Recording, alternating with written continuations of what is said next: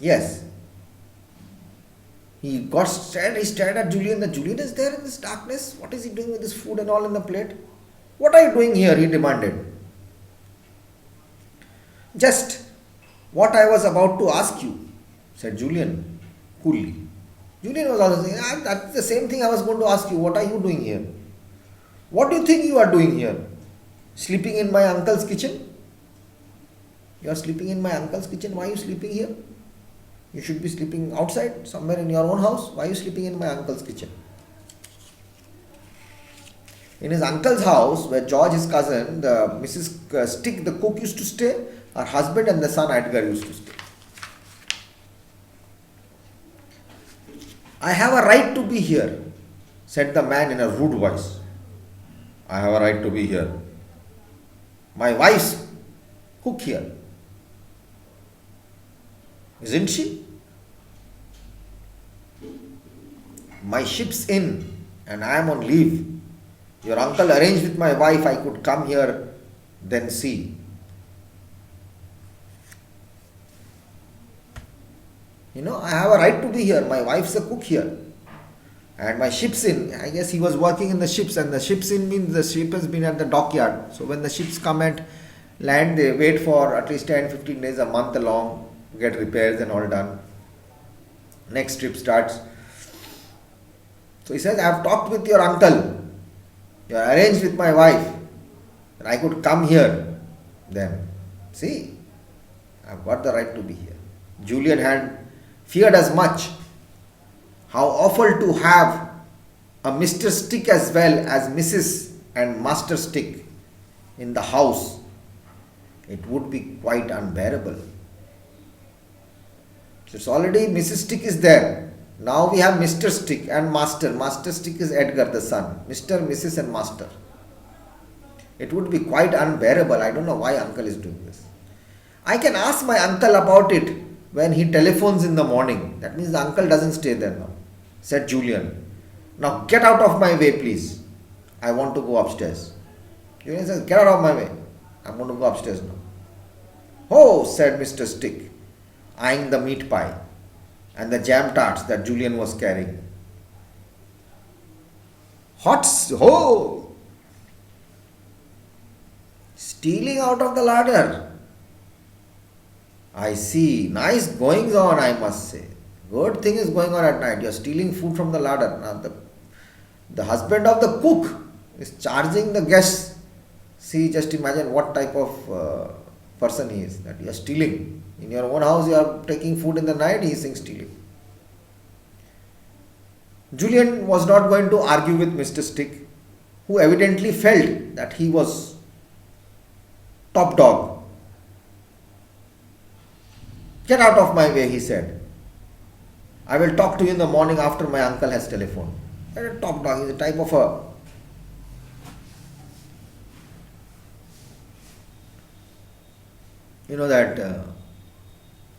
top dog, dog does whatever you do as if he's sitting as a guard, top dog, security guard. Get out of my way. I'll talk to you in the morning after my uncle has telephoned. Mr. Stick didn't seem as if he was going to get out of the way at all. He stood there as a nasty little man, not much taller than Julian, a sarcastic smile on his unshaven face. He's making fun of him. Okay, you're stealing and you're talking, I'm not moving from here. Sarcastic style, dirty smile, making fun. Julian pursed his lips and whistled.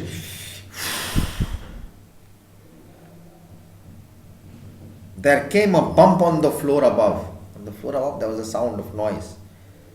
That was Timothy jumping off George's bed. Timothy. Who's Timothy? Let's see. Then there came the pattering of feet down the stairs and up the kitchen passage. Timmy was coming. Timothy's nickname is Timmy. Pattering of feet, the dog. They must be having a dog. So George has a dog. So he heard the noise. He jumped from his bed and he's coming down now. He came, smelt Mr. Stick in the doorway, put up his hackles.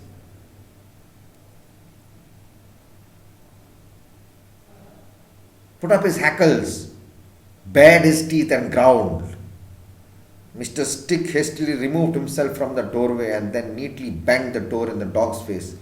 He grinned at Julian. Now what are you going to do? He said.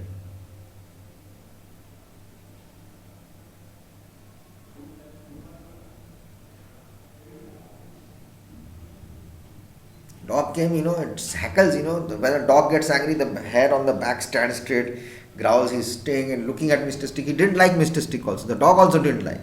He growled. So he banged the door and closed the door, Mr. Stick. And he said, now what will you do?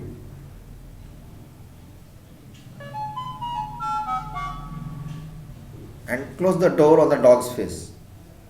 He grinned at Julian. Now what are you going to do? He said. Shall I tell you?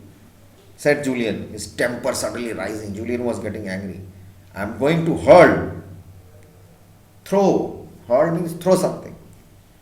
I'm going to hurl this nice juicy meat pie straight into your grinning face. You're smiling too much, grinning too much. I'll throw this pie onto your face.